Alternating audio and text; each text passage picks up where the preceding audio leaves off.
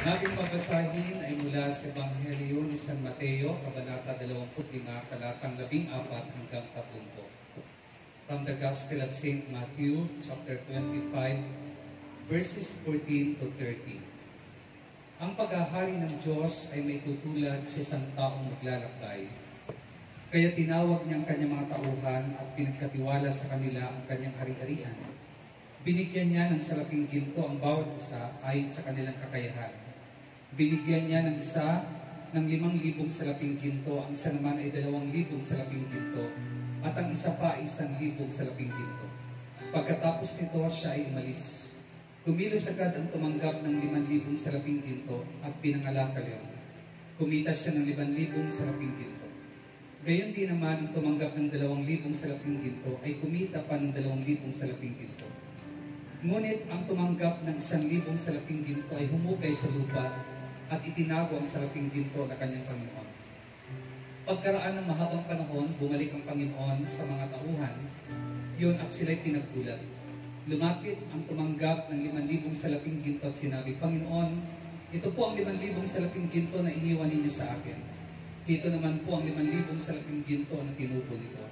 Sinabi ng kanyang Panginoon, magaling, tapat at mabuting lingkod. Halika, makihati ka sa aking kagalakan.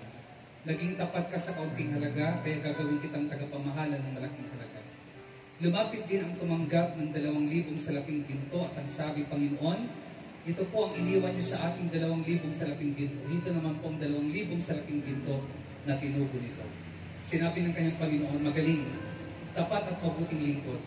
Naging tapat ka sa kaunting halaga, kaya pamamahalain kita sa malaking halaga. Makihati ka sa aking kagalakan.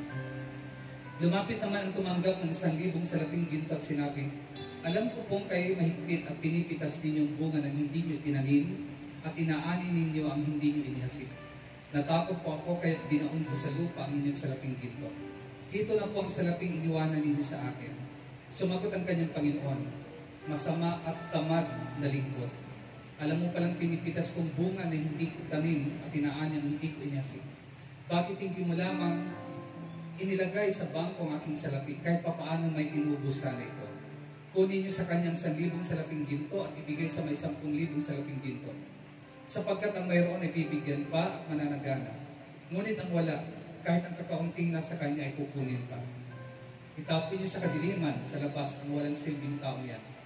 Doon mananangis siya at magngangalit ang kanyang mamigil. Brothers and sisters, ito po ang mabuting balita ng ating Panginoon. Pinupuri ka namin, Panginoong Jesucristo. Palapakan natin ang Diyos. Hallelujah. Praise God. Praise God. Maging punta mga kapatid. You may be seated in the presence of God. Ang ating pag-aaralan ngayong hapon ay continuation siya sa series na tinalakay ko ng Friday na Virus of the Soul, a hidden infection of the spiritual life. Kung inyong naalala, nasabi ko nung nakaraang Friday na magsisiris ako ng talk. So, ang aking talk ay tungkol sa 7 capital sins. At tinawag ito ng mga theologians katulad ni Pope Gregory at ni St. Thomas Aquinas. Inilaborate ito na ito ay 7 capital sins. Whereas sa atin ay ginamit ko yung word na virus of the soul. Kasi ako naniniwala, ito ay sumisira ng ating soul, mga kapatid. At ang pitong ito ay nabanggit ko noong nakarang Friday, yung pride, yung laziness, yung lust, yung anger, envy, gluttony, at greed. So, ito po yan, no? Kataasan ng loob, no? Katamaran, lust, yung kahalayan, galit, no? Inggit, yung katakawan, no? Kasibaan sa pagkain at inumin, at kasakiman. So ito yung mga deadly spiritual toxin that could destroy one's life. Makakasira ito sa buhay ng tao. Alam niyo mga kapatid, nabubuhay tayo ngayon sa mundo ng germs at mga viruses, mga kapatid. In fact, bago pa dumating ang COVID-19, may iba't iba ng klase ng virus. Just for example, ang HIV, diba? Andiyan yung bird flu, andiyan yung SARS, at ngayon COVID-19.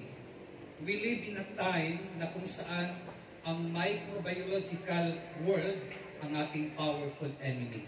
So, yan ang katotohanan mga kapatid.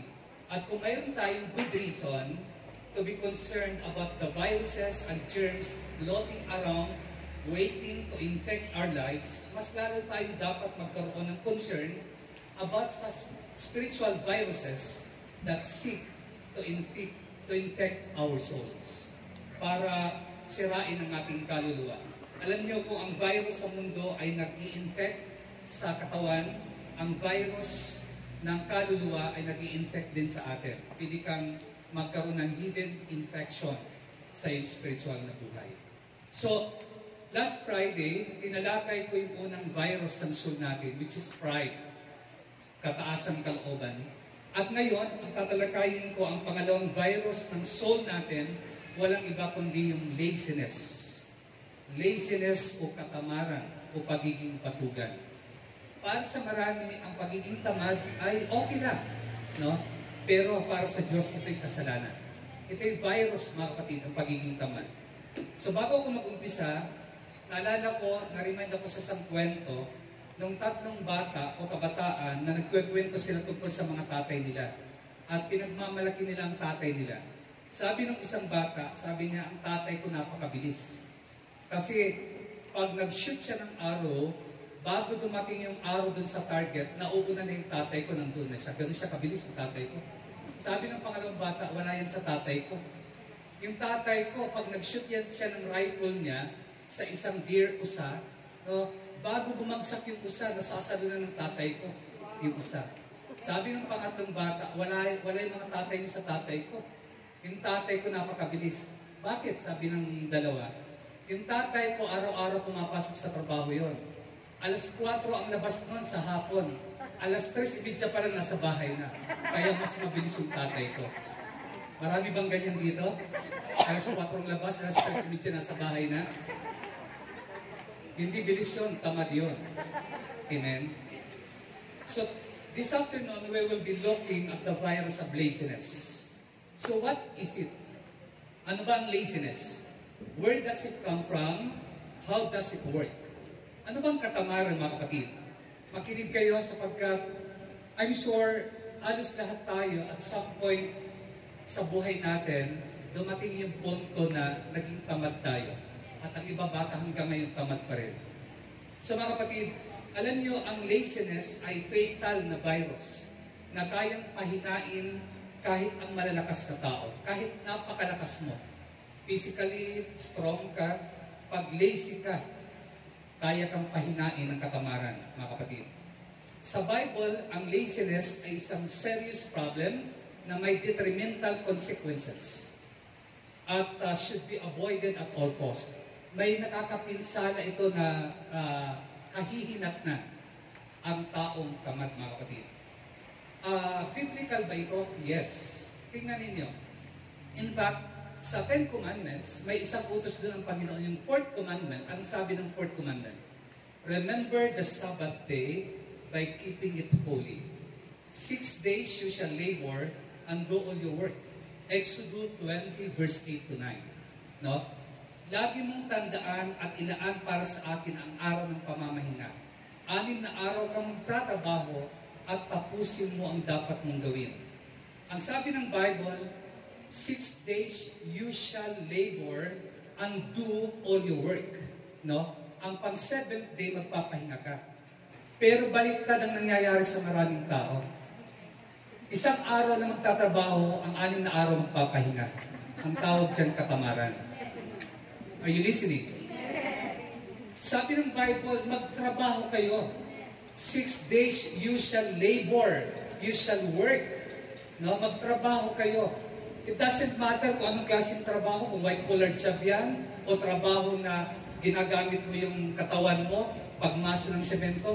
Doesn't matter. Ang importante dito, hindi ka nagpapahinga ng 5 beses o 6 na beses sa isang linggo. Isang araw lang ang pahinga mo. Amen? Mga kapatid, in fact, sinabi rin ng Bible, 2 Thessalonians chapter 3 verse 6, mga kapatid, iniuutos namin sa inyo sa pangalan ng Panginoong Jesucristo nalayuan ninyo ang sinumang kapatid na tamad at ayaw sumunod sa mga tinuturo namin sa inyo. Layuan nyo raw ang mga tamad, sabi ng Bible. Amen? Kaya, inuutos po yan, biblical po yan, na ang laziness ay isang fatal na virus that could destroy one's soul, one's life, mga kapatid. Amen?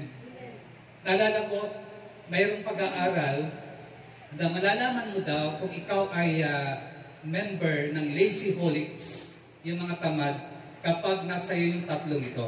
Sabi nila, una, sabi sa pag-aaral, kapag ikaw ay empleyado at pag nasa trabaho ka, you get annoyed, naiirita ka, naiinis ka kapag pinag-uusapan ang another work o kaya overtime, naiinis ka. Ibig sabihin daw yan tamad ka. Pangalawa, na palatandaan daw na ikaw ay tamad pag ikaw ay isang empleyado, do you find your sick leave is used up when you actually get sick? No? Nalalaman mo ba na ang sick leave mo ay ubos na pala nung nagkasakit ka? Ibig sabihin tamad ka. Kasi hindi ka pa nagkakasakit, ginamit mo ng sick leave mo. At pangatlo, ang pangatlo mga kapatid na malalaman mo ayon sa pag-aaral na ikaw ay tamad, do you find yourself thinking about taking a vacation while on vacation? Ikaw ba yung nag-iisip ng bakasyon habang nagbabakasyon ka? Nagbabakasyon ka na nga, ang isip mo bakasyon ulit. Ang ibig sabihin yan, palatandaan niya na tamad ka. Amen? So sa hapong ito, gusto kong i-share sa inyo ang sinasabi ng Bible about laziness. So titingnan natin ang apat na bagay. Una, yung root of laziness. Pangalawa, yung reality ng laziness. Pangatlo, yung result ng laziness. At pang-apat, yung remedy ng laziness. Tingnan natin mga kapatid. Lahat po ng sinasabi ko, hindi ko ito invento. Nasa Bible ito. Okay? Kaya kung mayroon akong sinasabi dito na hindi supported ng Bible, pwede niyo akong kausapin at sabihin mo, Brother Darwin, tumigil ka na. Amen? Lahat ng pre-preach ko dito ay supported ng biblical truth, mga kapatid. Biblical account. Amen? So, the root of laziness. Kung iintindihin natin yung passage sa binasa natin, mayroon pong isang shinare si Jesus na parable. At I believe, ang tinutukoy niya doon na master ay siya mismo, ang Diyos. Na siya ay nagbigay ng 3 tao ng halaga bawat isa sa kanila. Yung una, sabi ng ating binasa kanina sa gospel, yung una binigyan ng 5,000 gintong salapi. Yung pangalawa, 2,000 gintong salapi. Pangatlo, 1,000 gintong salapi. Sa English Bible, talents ang ginamit doon. At you know what? Malaking amount ng pera yon, mga kapatid. Pero ano nangyari? No? So, in-explain doon, nung ang pangatlong servant, ang unang servant pala, na iniwanan ng 5,000 talent, ay dinegosyo niya, pinagtrabahuan niya yung kanyang talent na pinagkatiwala sa kanya at tumubo ito. Nagkaroon ng profit, mga kapatid. No? Tumubo siya, nagkaroon ng gana ng another 5,000 talent. Ibig sabihin, masipag to. Kaya siya po ay good steward, mga kapatid. No? Then pangalawa, nakita natin yung pangalawang servant, ganun din, yung pinagkatiwalaan siya ng 2,000 ginto or 2,000 talents, dinegosyo niya rin, pinagtrabahuan niya, nangalakal siya, nagsikap siya, nagbanat siya ng buto, at anong nangyari? Tumubo siya ng another 2,000 talents, mga kapatid. Whereas, yung isa, anong ginawa ng isa? Yung mayroong isang talent, yung third servant. Nilibing niya lang. Nilibing niya lang, ibinaon niya lang. Hindi siya nagtrabaho, hinintay niya lang na bumalik ang kanyang master at ibabalik niya kung ano lang yung ibinigay sa kanya. Wala siyang ginawa. Diba alam natin anong nangyari doon sa pangatlo? Nung sila ay bumalik na yung master, diba, mayroong commendation, mayroong papuri, mayroong pagpupuri ang master doon sa dalawang unang servant. Yung dalawang servant. Pero yung pangalawa, anong sabi ng master? Sabi niya, tamad na alipin. Kukunin sa iyo kung anong meron kang ibibigay sa meron pang iba, no? At ihagis sa labas yan, mga kapatid. Mga kapatid, nag-explain yung servant yung third servant, na hindi niya ito ininegosyo, di siya nagnegosyo because he was afraid. Takot siya. Pero sabi ng master, hindi yung tinanggap yung excuse ng servant, at sabi ng master, ang totoo hindi ka takot, kundi ikaw ay wicked and lazy. Ikaw ay masama at tamad. Alam nyo, hindi takot ang dahilan kung bakit ayaw magtrabaho ng marami kundi katamaran. Amen? Ang iba sabi nila, dapat magtatrabaho kasi takot ako, baka kumampal yung palad ko, yung kalyo ng palad ko.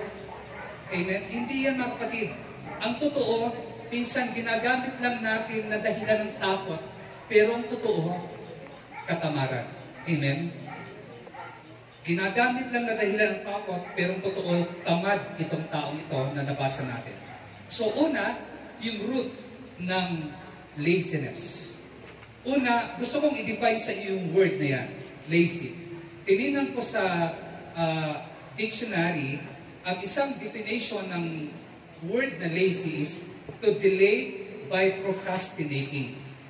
To delay by procrastinating. Ang katamaran daw ay yung pag-antala mo dahil gusto mong ipagpaliban ang dapat mong gawin. Yan ang katamaran. To delay by procrastinating. Kasi pag sabing procrastination, pinagpapaliban mo. No? Imbis na gagawin mo ngayon, pinagpapaliban mo. Yan ang katamaran. Amen? Halimbawa, may labahan ka, pero pinagpaliban mo kasi magpi-Facebook ka. Anong tawag doon? Katamaran yon. Laziness. Kasi sabi ng laziness, to delay by procrastinating. Estudyante, mag-aaral ka dahil may exam, pero pinagpaliban mo kasi maglalaro ka ng Dota o kaya ng ML. Diba? O kaya mag-YouTube ka. No? Kaya pinagpaliban mo. Ang tawag doon, laziness. Okay? To delay by procrastinating. Anything na yung pinagpapaliban, no? At dapat mong gawin, pero pinagpaliban mo, ang tawag doon katamaran. Amen? Kaya nga, di ba may kasabihan na kung ano magagawa mo ngayon, huwag mo nang ipagpabukas pa. Diba? Marami dyan, saka na lang, bukas na lang. Amen? Saka ko na lang gagawin yan. Laziness yan, mga kapatid. Amen? Ang isang ugat ng laziness, mga kapatid, ay procrastination. Pag-aantala, pagpapaliban. Saka ko na lang gagawin, may panahon pa. Alam niyo, sabi ng isang tao, someone said, procrastination is the thief of time. Procrastination is the thief of time. Ang procrastination, magnanakaw yan ng oras. No? Hindi mo na lang namamalayan, nananakaw na ang magahalaga mong oras dahil sa iyong pag-procrastinate, dahil sa iyong pagpapaliban. Amen. So yan po, ang root ng laziness ay procrastination. Isang root yan. Another thing, laziness is failing to take advantage of God-given opportunities and abilities. Ang laziness is failing to take advantage of God-given opportunities and abilities. Ang katamaran ay yung nabigo kang gamitin mo ang pagkakataon na binigay ng Diyos sa iyo. Ibig sabihin, hindi mo sinasamantala ang pagkakataon na binigay ni Lord sa iyo. Alam niyo, araw-araw maraming opportunities ang Panginoon na binibigay sa atin. Pag nag-fail ka na i-take advantage sa mga opportunities na yan, then, ibig sabihin yan, lazy ka, tamad ka. Amen? Ang daming opportunities, pero nasasayang. Kasi hindi natin tinitik advantage. Hindi natin sinasamantalang pagkakataon. Amen? Yung buhay ka lang na wala kang sakit, malakas ka, ba't di mo gamitin yung katawan mo sa pagsisikap kaysa sa mag-standby ka? Kaysa sa umasa ka sa ibang tao, kaysa manghingi ka na lang ng manghingi. Take advantage doon sa mga opportunities na binibigay ni Lord sa iyo. Hindi lahat nakakagising ng malakas. Amen? So laziness is failing to take advantage of God-given opportunities and abilities. Ibig sabihin, isa pang root, mga kapatid, ng laziness ay yung pag-disregard mo sa mga abilities mo, sa mga talent mo, sa mga gift mo. Kasi hindi ako naniniwala na wala tayong talent. Bawat isa sa atin dito may talent. Ang iba may talent sa pagluto. Ang iba may talent sa pag-brewing. Ang iba may talent sa housekeeping. Ang iba may talent sa pagnegosyo. Ang iba may talent kumanta. No? God-given abilities yan. So kapag hindi mo tinake advantage ang mga opportunities na yan, ibig sabihin tamad ka. Amen? Kasi tomorrow is uncertain. Huwag mong sabihin bukas na lang, saka na lang. Hindi mo alam kung anong bukas. Tomorrow is uncertain. Walang nakakasiguro kung anong bukas. Diyos lang. Amen? Kaya pag-disregard mo sa abilities mo, laziness yan. Makinig kayo ha. Lahat ito para sa atin ito, kasama ako dito. At alam nyo, pangatlo, ang laziness ay priorities problem more than sa activities problem. Makinig kayo, ang laziness ay priorities problem higit pa sa activities problem. Ibig sabihin yan, kahit may ginagawa ka, kung hindi yan priority, matatawag pa rin yan na laziness. Hindi ibig sabihin, pag marami kang ginagawa, hindi ka tamad. Kasi ang totoo, ang laziness is priorities problem, hindi activities problem. Maraming tao may ginagawa nga, pero ang tanong, ang ginagawa ba nila productive yun? Ang ginagawa ba nila priority yun? Ang ginagawa ba nila makakatulong yun para umunlad sila? Nakikinig kayo? Halimbawa, nalala ko yung isang nanay, anak, maghugas ka ng pinggan, sabi ng anak, nay, may ginagawa ko. Sabi ng nanay, anong ginagawa mo? Nagpi-Facebook po. May ginagawa na. Pero priority ba yun? May mga tatay ang daming ginagawa, busy-busy saan? Sa barkada, sa paglalasing, sa inuman, sa sugar, busy sila, may ginagawa. Pero priority ba yun? Kaya laziness pa rin yun. Kasi ang laziness is more a priority problem, not an activity problem. Amen? Hindi mo pwedeng sabihin na dahil may ginagawa ka, hindi ka natamad. Ang tanong dyan, ano ba ang ginagawa mo? May mga nanay, busy saan? Sa pagkikwentuhan sa kapitbahay, yung kanyang anak nagugutom na hindi makakain kasi busy sa chismis. Maraming ginagawa, pero priority ba yun? Amen? That's laziness.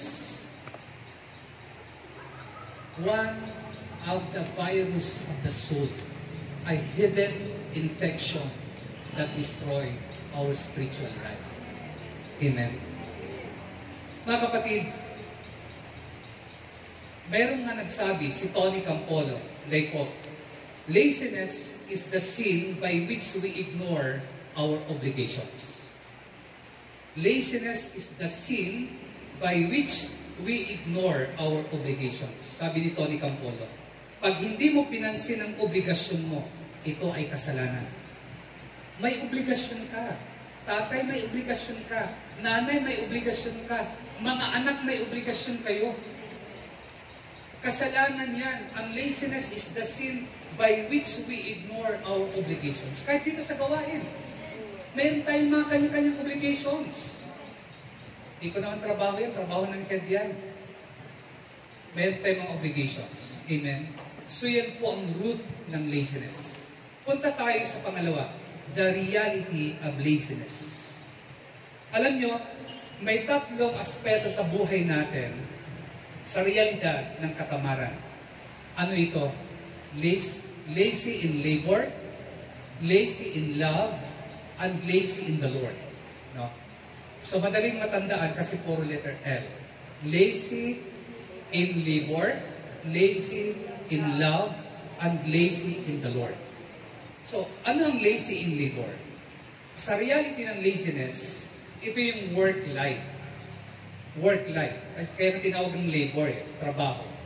Ibig sabihin, maraming tao, pagdating sa trabaho, tamad. Amen? Tamad. Anong sabi ng Bible? Romans 12:11. Magpakasipag kayo at huwag maging tamad. Buong puso kayong maglingkod sa Panginoon. You see? Lazy in labor. Sa pagtatrabaho natin, dapat may sipag. Amen? Yung may second mile, hindi lang yung unang mile lang. Diba? Yung lalampasan mo pa. Yung magagawa mo, kung anong pwede mong gawin na the best, gawin mo. Amen? Huwag kang umasa sa ibibigay ng tao. Ang isipin mo, anong maibibigay mo sa tao? Diba yan sabi ni John F. Kennedy? No? Huwag kayong maghingi kung anong, don't ask kung anong maibibigay ng country sa inyo, kundi kung anong maibibigay sa country ninyo. Just for example, yung mga 4-piece na yan. Hindi ako against sa 4-piece ha, pero maraming mga beneficiary, maraming mga recipient ng 4-piece na nagiging tamad na. Kasi may mga tinatanggap na saan sila, nasa sugalan. Amen? Mga kapatid, sabi ng Romans 12:11, magpakasipag kayo. No? Huwag maging tamad. Ito ay direct command to do our very best at work. Yung best.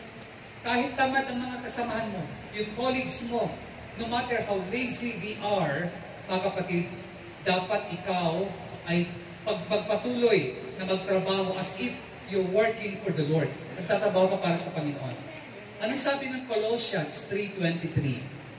Whatever you do, work at it with all your heart, as working for the Lord, not for men, since you know that you will receive an inheritance from the Lord as a reward. It is the Lord Christ you are serving.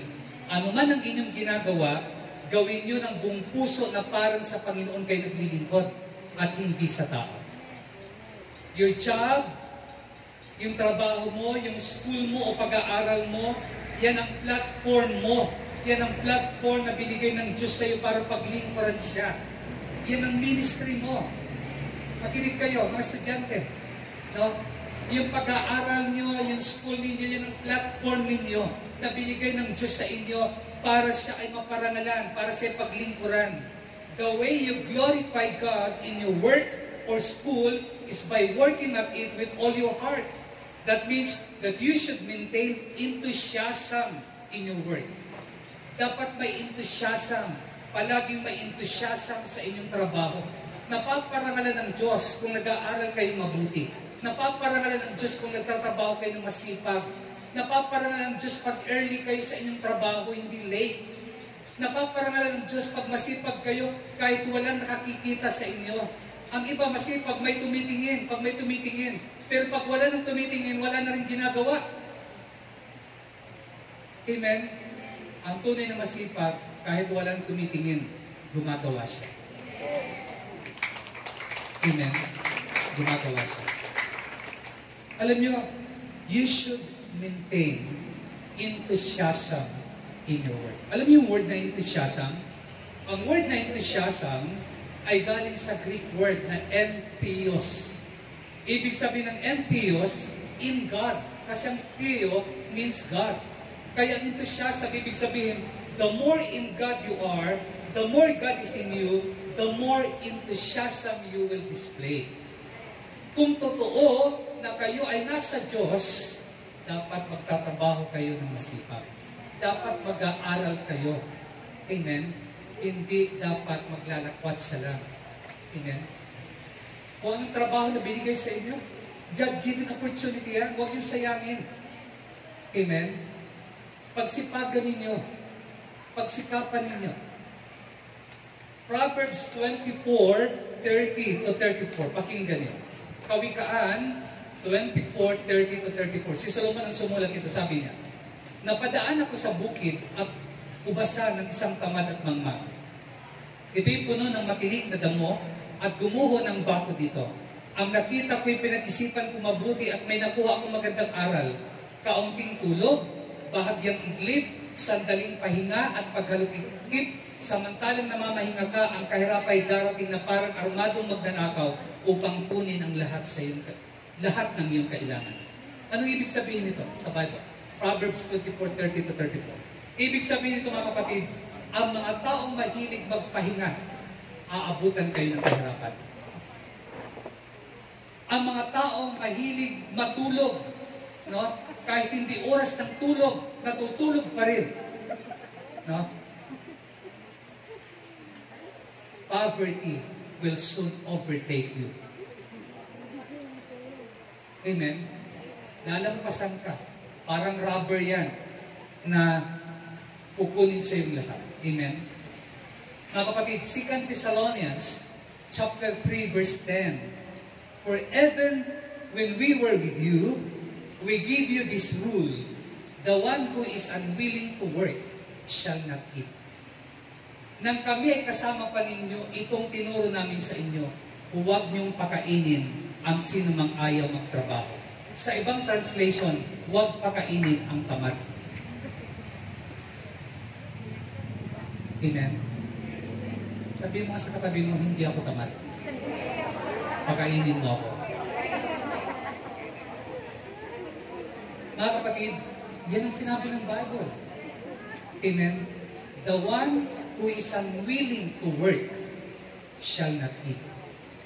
Amen? So, lazy in labor. Work life yan. Pangalawa, lazy in love. Ang lazy in love naman, family life yan. Alam niyo, may mga tao hindi lang tamad sa trabaho.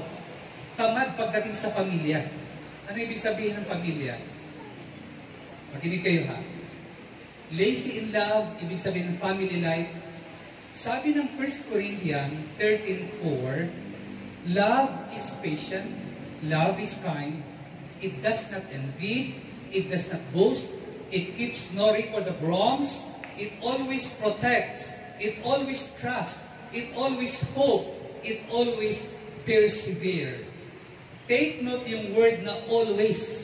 Sa Tagalog, ang pag-ibig ay matyaga, ang pag-ibig ay magandang loob, ang pag-ibig ay hindi mainggitin, ang pag-ibig hindi mayabang, ang pag-ibig hindi mapagmataas, ang pag-ibig hindi magaspang ang ugali, ang pag-ibig hindi makasarili, hindi magagalitin, hindi mapagtanim sa kapwa. Yan ang pag-ibig. Anong pinapakita dyan, mga kapatid? Bakit ko sinabing lazy in love? Ang verse na ito, nagtuturo sa atin ng importanteng katotohanan. A vital requires hard work.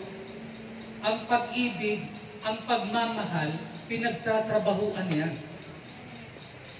Nakakita na ba kayo sinabi, mahal kita, mahal mo ako, okay na, mabubuhay tayo sa ating pagmamahal. Hindi ako naniniwala doon. Ang pag-ibig niyo, bubuhay sa inyo. Ang pag-ibig, pinagtatrabahuan yan. Amen? Pinagtatrabahuan yan. Maraming tao, meron silang celebrity perspective of love. Nang ibig sabihin ng celebrity perspective of love, yung parang disposable na love. Kapag nag-fall ako sa iyo, nag-fall ka sa akin, magsama tayo. Pero pag nagka-problema tayo, itapon na natin ang ating relasyon. Disposable. Maraming ganun. Diba? Tingnan yung mga celebrity. Magpapakasal in grande pa. Sa Paris pa magpapakasal. Paglipas ng 2 taon, iba na naman ang kapartner niya. Kasi sa tingin nila, ang love ay parang disposable. Hindi. Yun ang totoong love. Love is patient. Love is kind. Love does not envy. Love does not keep record of wrongs. Ang pag-ibig, real love, requires hard work. Amen? Pinagtatabahuan yan. Alam nyo, sa isang pag-aaral, ang laziness is the major cause of failed relationship and families. Maraming mag-asawa ang naghihiwalay. Dahil pag nag-arise ang problem, mas madali sa kanilang maghiwalay kaysa pagtrabahuan na ayusin ang problema. Amen? May mga taong tamad na iayos ang relasyon. Kasi kaya pinipili na maghiwalay na lang tayo. Amen? Hindi nila pinagtatrabahuan, hindi sila nag-i-exert ng effort para ayusin ang relasyon. Lazy in love. Amen? Sa parenting, ganun din yan sa mga magulang. No? Trabaho ng mga magulang, i-provide. Hindi lang external control, maging internal control ng ating mga anak. Ini-screen ba ninyo ang mga kaibigan ng inyong anak? Ini-screen ba ninyo ang pinapanood sa internet ng inyong mga anak? Ini-screen nyo ba kung saan nagpupunta ang inyong mga anak, kung sino mga kaibigan nila? Trabaho natin yan. Huwag nating sabihin mga magulang, bahala na yung coach niya, bahala yung teacher niya na i-correct yung mga mali niya. Hindi. Katamaran yan. Bilang magulang, dapat tayo magtrabaho sa ating pamilya para maging maayos ang relasyon natin. Lazy in love. Family life. Maraming mag-asawa, inasa na lang sa lolo at lola ang pagpapalaki sa anak. Na dapat trabaho mo yun. Amen? Pagdisiplina. So ganyan mga kapatid, no? Ang parenting nagre-require ng engagement mo sa activities ng iyong mga anak. Again, sabi ko kanina, dapat kilala mo mga kaibigan ng anak mo, dapat alam mo yung pinapanood nila, especially pag mga teenager yan. Dapat alam mo yung mga hobbies nila. Amen? So, lazy in love, family life. Lazy in labor, work life. And lazy in the Lord. Alam nyo, ito yung spiritual life. Anong sabi ng Hebrews 6 verse 10 to 12? Makatarungan ng Diyos, hindi niya malilimutan ang inyong ginawa at ang pagmamahal na inyong pinapakita at hanggang yung pinapakita sa pamagitan ng paglilingkod ninyo sa mga inirang ng Diyos. Ang nais namin ay patuloy na magsumikap hanggang wakas ang bawat isa sa inyo upang makamtan yung inyong inasahan. Kaya huwag kayong maging tamad. Tularan niyo ang mga taong dahil sa kanilang pagtitiis sa pananalig sa Diyos ay tumanggap ng mga pinangako niya. Gusto mong tanggapin ang pinangako ng Diyos sa iyo? Ang tanong, ginagawa mo ba yung the best para kay Lord or just enough lang to think you're getting by? Lazy in the Lord. Amen? Alam niyo, nakakalungkot, marami nag-a-attend sa gawain, okay lang sa kanila makapag-attend lang. Pero nag-exert ka ba ng effort na ma-involve ka sa ministry, na mayroon ka maikukontribute sa gawain ng Diyos? At mayroon ka bang effort na mabago ang buhay mo? O hanggang attend ka lang? Lazy in the Lord. Amen? Walking with Jesus takes hard work and discipline.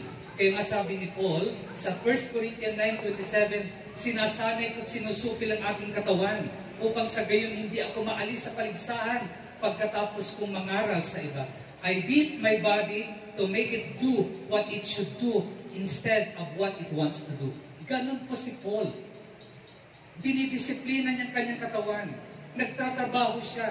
Sinabi nga niya kay Timothy na maging disciplined soldier ka, maging focused athlete ka, maging diligent farmer ka. Yan ang mga illustration ni Pablo.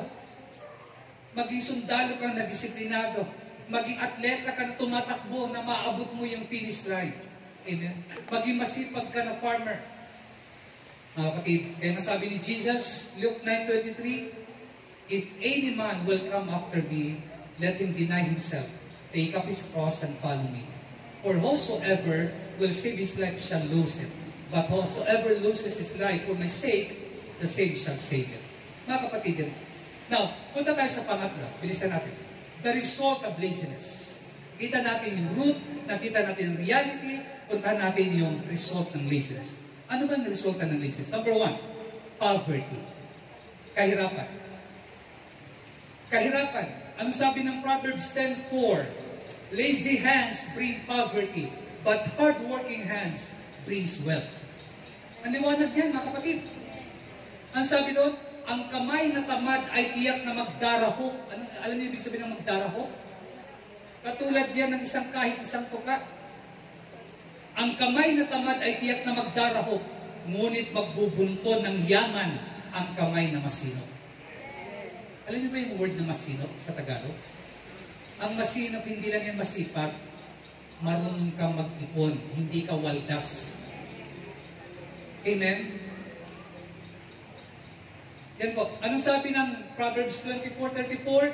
Samantalang namamahinga ka, ang kahirapan darating na parang armadong magnanakaw upang kunin ang lahat ng iyong kailangan.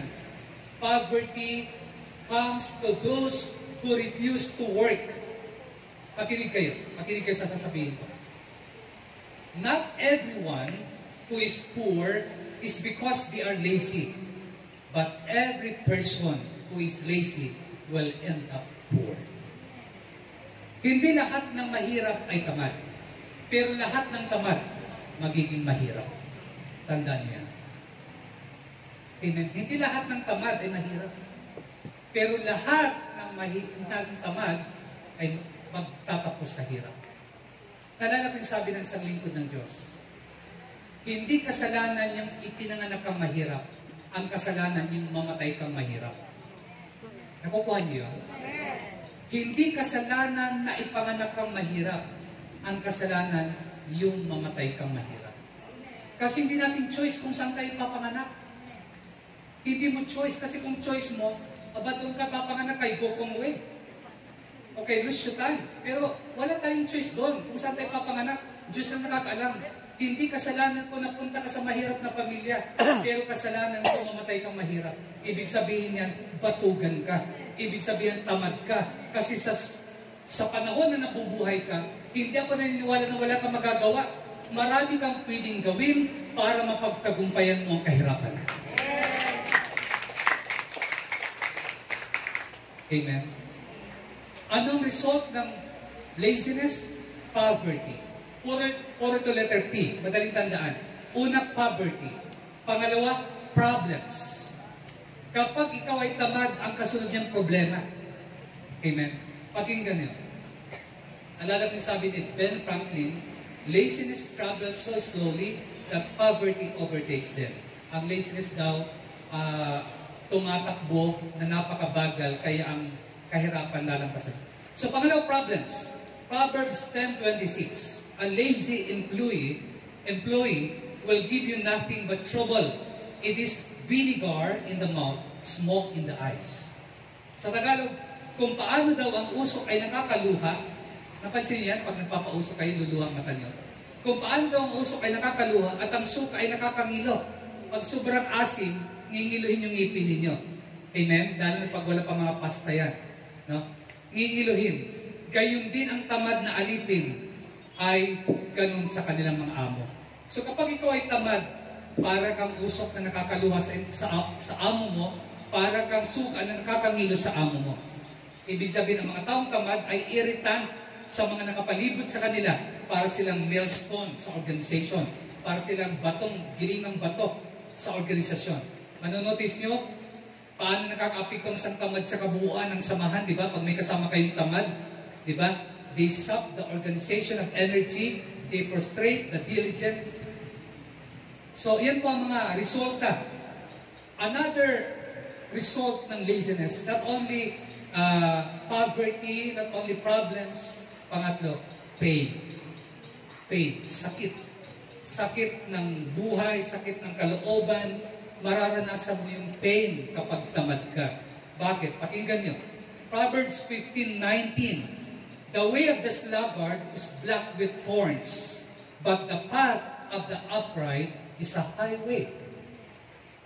Ang landas ng tamad ay punong-puno ng tinik, ngunit patag ang lansangan ng daan ng isang taong matuwid at masipag. Amen? Ang sinasabi dyan, kapag tamad ang tao, masasaktan siya sa buhay. Maraming masasakit na sitwasyon siyang mararanasan. Pero kung masipag ka, ang dinadaan mo parang highway, parang smooth, mga kapatid. Ang halimbawa niya, mga kapatid, dahil sa ang example niya na konkreto sa financial na aspeto. Tingnan ninyo yung mga tamad. Ano nangyayari? Kapag gipit ka, dahil wala kang ipon, dahil tamad ka, pag nangangailangan ka, lalapit ka sa iba, manghihiram ka, at di ka pahihiramin. Sasama ang loob mo dahil di ka pinahiram. Masasaktan ka. Amen? Masasaktan ka. Bakit? Kasi hindi ka nag-ipon, hindi ka nagsipag. Kaya nasasaktan ka pag nanghihiram ka. Ayaw kang pahiramin. Kasi sabi na ng hiram sa'yo, pag magbabayad ka, klaruhin mo kung kailan katapusan ba ng buwan o katapusan ng mundo.